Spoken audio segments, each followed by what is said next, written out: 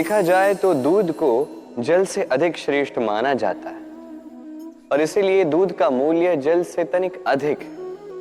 अब यदि इसी दूध का अब दही बनाओगे तो इसकी जीवन आयु कुछ और समय के लिए बढ़ जाती और इसका मूल्य कुछ और मुद्राएं अधिक। अब इसी दही का यदि आप माखन बनाओगे तो इसकी जीवन आयु कुछ और सप्ताहों तक बढ़ जाती है और मूल्य कुछ और मुद्राएं अधिक।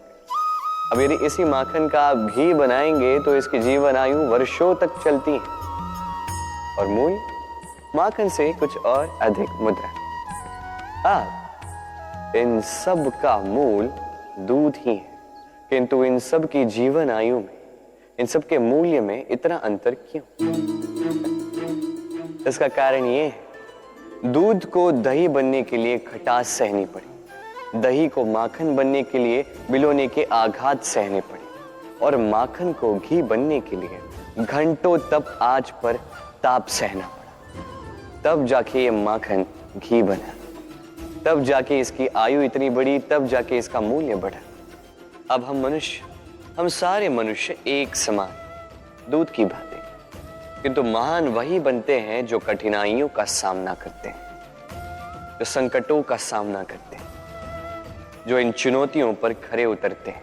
यदि ये सब करोगे तभी जीवन में आगे बढ़ोगे, तभी जीवन में आपके यश की आयु बढ़ती जाएगी और तभी ये संसार आपको महत्व देता जाएगा। तनाव, दबाव, ये नाम जाने पहचाने से लग रहे होंगे, क्यों?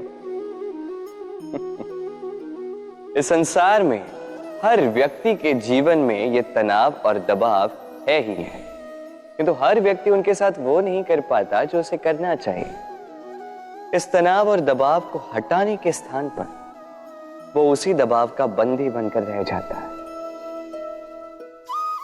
चलिए आपको इस प्रकृति का एक उदाहरण देता हूं, वो समझाने के लिए जो समझना आपके लिए आवश्यक है। कभी किसी वृक्ष को देखा होगा, उस पर आप पुष्प भी देखते हैं, फल भी देखते हैं। किसी पुष्प को हाथ में लीजिए और दबा कर देखिए, उसमें से इत्र निकलता है जो हमें भाता है। किसी फल को लेके दबा के देखिए, उसमें से रस निकलता है, वो भी हमें भाता है। अर्थात तनाव और दबाव हमारे जीवन में किसी भी परिस्थिति में, किसी भी समय, किसी भी क्षण हमें तोड़ने के लिए नहीं है। ये आते हैं आपको वो बताने के लिए कि आपको अब भीतर से प्रेरणा को जगाना होगा और अधिक परिश्रम करने होंगे। अब आपको सर्वश्रेष्ठ बनना होगा। तो कभी भी इस तनाव और दबाव से दूर मत भागिए। मान लीजिए कि ये जीवन का अंग है, इसे सकारात्मक रूप से देखना सीख जाइए। यदि ये आपने सीख लिया तो विश्वास कीजिए, आपका वास्तविक विकास यहीं से आरंभ होगा। इस पत्थर को देख रहे हैं आप, कितना गोल, कितना चिकना है। बच्चों को अक्सर इसके साथ खेलना बहुत भाता है, और क्यों ना भाए, ये कितना सुंदर, कितना सुडौल है। किंतु क्या कभी आपने सोचा ये पत्थर पहले क्या था? किसी विशाल से पर्वत, किसी विशाल से चट्टान का एक बहुत बड़ा तीखा पाषाण का खंड, जो कहीं से नदी में गिरा, नदी की धारा के साथ बहता रहा, चट्टानों से रगड़ता रहा, रेत के कणों से रगड़ता रहा, और धीरे धीरे तब जाके उसने ये आकार पाया। अब हम भी इसी पत्थर की भांति हैं। स्मरण रखिएगा, आपका व्यक्तित्व, आपका ये स्वरूप ईश्वर की देन नहीं है। हाँ, प्रकृति ने अवश्य ही आपको जन्म दिया है, किंतु आप स्वयं अपने व्यक्तित्व के रचयिता हैं, और आप ये रचते हैं कठिनाइयों का सामना करके, संकटों की धारा पार करके।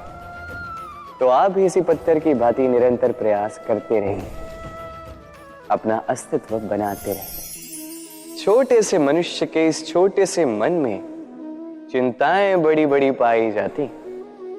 माता पिता की चिंता, संतान की चिंता, पत्नी की चिंता, काम की चिंता, भविष्य की चिंता आदि इत्यादि।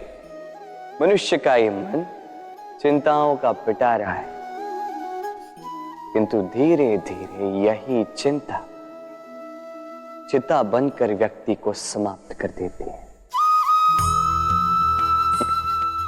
चलिए आपको एक बात स्मरण कराता हूं, बात जो आप पहले से ही जानते हैं। कैसी विचित्र बात है ना। देखिए, आप इस संसार में आने से पूर्व भी ये संसार था, आप इस संसार से जब जाएंगे उसके पश्चात भी संसार रहेगा। अर्थात आपके आने से पूर्व और आपके जाने के पश्चात का समय आपके हाथ में है नहीं। तो आपके हाथ में है क्या? आपके हाथ में है वो समय जिसे आप अभी जी रहे हैं, वो समय जहां आप मुझे सुन रहे हैं, वो समय जहां मैं आपसे बात कर रहा हूं। बस यही आपके हाथ में है। अब इसका आप क्या करेंगे? चिंता करके नष्ट करेंगे? मैं तो यही कहूंगा कि आपको चिंतन करना चाहिए। चिंतन करें कि कैसे इस समय का अधिक से अधिक सदुपयोग किया जा सके, कैसे अधिक से अधिक महान कार्य हम कर सकें, शुभ कर्म कर सकें, कैसे हम सब में आनंद बांट सकें। स्मरण रखिएगा, ये चिंता चिता तक ले जाती है और चिंतन मन को कुंदन बना देता है। व्यक्ति कब सफल हो, कब असफल, कब हानि हो, कब लाभ, कब विजय मिले, कब पराजय, ये सब किस पे निर्भर करता है? अत्यधिक लोग कहेंगे परिस्थिति पर, और उचित भी है। यदि बाहर वर्षा का वातावरण हो तो बाहर वस्त्र कैसे सुखाए जा सकते हैं? यदि चक्रवात का वातावरण हो तो नैया कैसे पार कराई जा सकती है? किंतु यदि मैं आपको वास्तविक सत्य बताऊं तो असफलता का कारण परिस्थिति नहीं है। उस परिस्थिति को स्वीकार कर लेना। हर एक के जीवन में ऐसे प्रसंग अवश्य आते हैं जब हम चाहते हैं किंतु परिस्थिति को बदल नहीं पाते। परिस्थिति को बदलना असंभव हो जाता है। ऐसे में उपाय एक ही है, परिस्थिति को नहीं, मनस्थिति को बदलें। फिर देखिए सब कुछ शुभ होगा, क्योंकि यही मनस्थिति आपके जीवन का सबसे बड़ा संबल, सबसे बड़ा सहारा है। देखिए, अपयश, असफलता हर एक के जीवन का भाग है ही है, किंतु आपको निरंतर प्रयास करते रहने होंगे। पुनः खड़ा होकर आगे बढ़ना होगा, तभी सफलता मिलेगी। यदि इतना सरल होता सफलता पाना तो हर कोई सफल होता। क्यों? कहते हैं जीवन में संबंधों में गणित नहीं होता, और उचित ही तो कहते हैं। यदि इन संबंधों में हानि, लाभ, गुना, भाग ये सब आ जाए तो सब कुछ केवल व्यापार ही तो बन जाता है। ये सारा खेल बन जाता है केवल अंकों का, और ये जीवन निश्चित रूप से अंक गणित नहीं। इस जीवन में आनंद को बढ़ाना, पीड़ाओं को घटाना अंक गणित का नहीं, व्यवहार और प्रेम का खेल है। कभी किसी के सर पे हाथ रख के उसे शुभकामनाएं ही दे दो, कदाचित वो उसे इतना आनंदित कर दे कि वो इस संसार को जीते। कभी आपके मुख से किसी के लिए कुछ कटाक्ष निकल जाए और कदाचित वो उसे इतनी पीड़ा दे दे कि वो इस संसार में कुछ भी ना कर पाए। कभी भी जीवन में इन संबंधों में गणित को न लाए, कभी नहीं। न हानि, लाभ, न गुणा, भाग। स्मरण रखिएगा, इस संसार में ऐसा कोई समीकरण नहीं जिसका हल ना हो। बस देरी है तो उसे ढूंढने की। राधे राधे। जब से मनुष्य का जन्म हुआ है जान पहचान का, और आज के युग में तो व्यक्ति का मूल्यांकन ही इस बात से किया जाता है कि इसकी पहचान किससे है, इसकी पहचान कहां तक है। क्यों? आपके आसपास भी ऐसे कई लोग होंगे जो पहचान की बल पर आपका काम बना लेते हैं। ऐसे कई लोग होंगे जो पहचान से काम पा लेंगे, धन अर्जित कर लेंगे। किंतु आप तनिक सोचिए, क्या ये ठीक है? पहचान से मिला काम आपके साथ तब तक रहेगा जब तक आपके उनसे मधुर संबंध हों। संबंधों में खटास आई और काम निकल गया हाथ से। तो अब क्या किया जाए? इसका उत्तर है काम। अपना काम पूरे मन से करो, अपना काम निश्चय से करो, क्योंकि पहचान से मिला काम अधिक समय तक नहीं टिकेगा, किंतु काम से मिली पहचान युगों युगों तक टिकेगी। राधे राधे। हम मनुष्य साथ रहते हैं, आनंद पीड़ा मिलजुल कर बांटते हैं, समय पड़ने पर सहायता देते हैं, सहायता लेते भी हैं। किंतु क्या सदा सहायता लेना उचित है? अब आप में से कुछ कहेंगे बिल्कुल उचित है, इसमें बुरा ही क्या है? मनुष्य ही तो मनुष्य के काम आएगा। बिल्कुल उचित कहा आपने। किंतु सदा के लिए सहायता लेना उचित नहीं है। कारण, यदि बात बात पर सहायता लेने का अभ्यास हो गया तो आप स्वयं दुर्बल होते जाएंगे। स्वयं का एक मार्ग बनाना छोड़ आप बात बात पर दूसरों से सहायता मांगो। दूसरी बात, सहायता के साथ जुड़ा आता है उपकार का भार। तो जिससे सहायता ली है उसके समक्ष झुककर रहना होगा।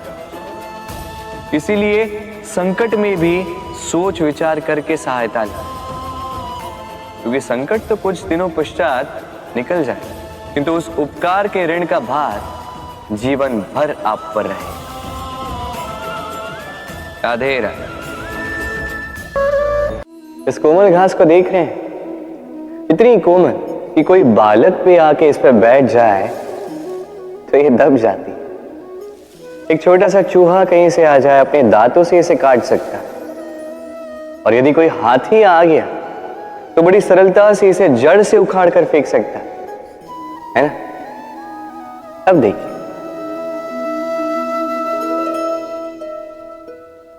मैंने इसी घास को गूंथ कर एक रस्सी बनाई, और अब वही कोमल घास एक शक्तिशाली बंधन में परिवर्तित हो चुका। ऐसा बंधन जो किसी हाथी को बांधने में काम आ सकता। वही हाथी जो बड़ी सरलता से इस घास को उखाड़ कर फेंक सकता था। समझे आप? इसी रस्सी की भांति यदि एक साथ रहोगे, एक दूसरे की सहायता करोगे, साथ निभाओगे, तो कितनी भी बड़ी समस्या क्यों ना, उसका हल बड़ी सरलता से आप निकाल पाओगे। राधे। इस फल को देख रहे हैं आप? ये वो फल है जो पेड़ के सबसे ऊपर वाली शाखा पर पाया जाता है। तो जब ये टूटता है तब ये उस आकाश की ओर नहीं जाता जो ऊपर हो, वो जाता है उस धरती की ओर जो नीचे से उसे तक रही होती। क्यों? क्योंकि इस फल को अपनी ऊंचाई का ज्ञान धरती की नीचाई देखकर होता है। यही बात हम मनुष्यों के लिए भी लागू होती है। यदि आप संपन्न हैं तो उनकी सहायता अवश्य करें जो आपसे सामर्थ्य में कम, जिनको सहायता की आवश्यकता। आप सामर्थ्य में अधिक है क्योंकि वो आपसे कम है। देखिए, जीवन में आनंद केवल बढ़ना नहीं बल्कि उनकी सहायता करना भी है जो किसी कारणवश आपसे नीचे रह गए। और जब एक फल ये बात समझ सकता है तो आप क्यों नहीं? राधे राधे।